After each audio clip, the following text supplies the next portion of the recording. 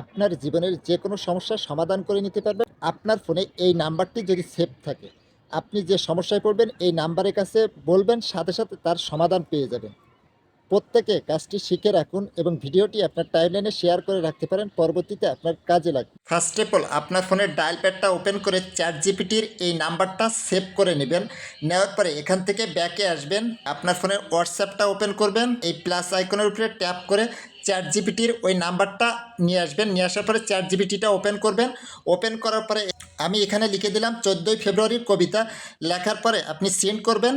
সাথে সাথেই দেখুন 14ই ফেব্রুয়ারি ভালোবাসা দিবস উপলক্ষে কবিতা, একটা সুন্দর কবিতা লিখে দিয়েছে। এরপরে আমি যদি এখানে লিখি যে এখানে লিখলাম স্কুলের ছুটির দরখাস্ত, লেখার পরে সেন্ড করে দিবেন। সাথে সাথে দেখুন যে আমাকে লিখে দিচ্ছে যে কিভাবে স্কুলের ছুটির জন্য দরখাস্ত লিখতে হবে।